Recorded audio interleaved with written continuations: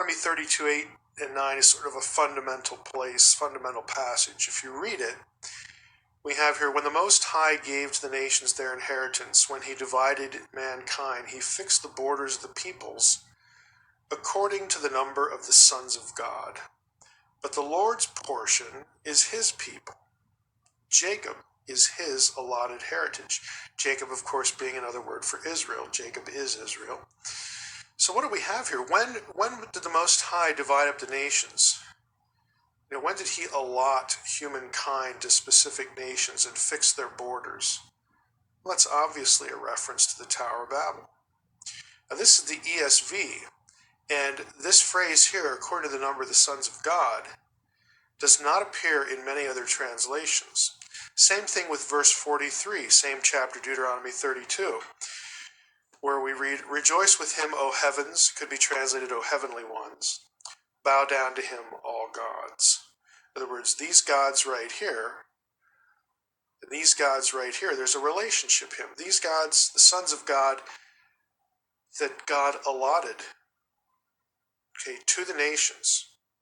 Notice when he divides up the nations, he fixes their borders. He divides them up according to the number of the sons of God. We're going to be looking at some other passages. Essentially, this is the Old Testament rationale for why we have other gods, where the other pantheons came from of the Gentile nations, the nations who were not the Lord's portion, the nations who were not Israel. This is the Old Testament world after Babel. Nations divided up, assigned to other gods, and in Deuteronomy 4:19 and 20 we see that the gods were assigned to them. But these gods were supposed to be obedient.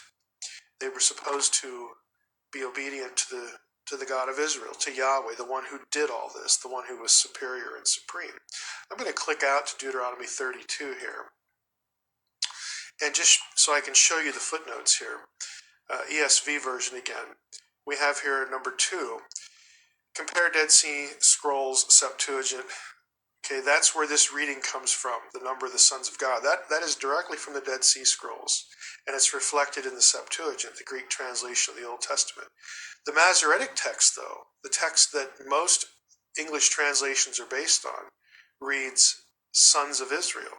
Get that up again, sons of Israel.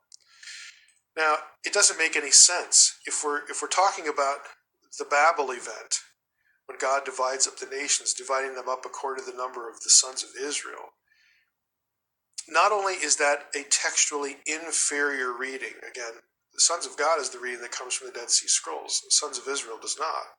It's much later. It's in the Masoretic text. But not only is it an inferior textual reading, and you can read all about it. I did a journal article for Dallas Seminary's journal on the text critical issues in this verse.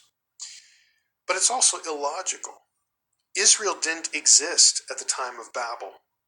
Israel is not listed in the table of nations connected with the Babel event. It makes no sense to number something according to the number of the sons of Israel because Israel didn't exist in biblical history at that point. So it's obviously a sort of covert reading. It's something that was put into the text at a later time for various reasons. The scholars have different theories about this. And again, this is not news to anyone in the academic community who does Old Testament studies. It's a very well-known verse, very well-known textual issue here. But just on a purely logical level with biblical history and biblical theology, it makes no sense to say sons of Israel because there was no Israel. So let's go back here and take a look at what we're talking about. Again, at the Babel event, we have in Genesis 11, the prior chapter, Genesis 10, is the so-called Table of Nations. We get a list of the nations of the known world at the time to the biblical writer.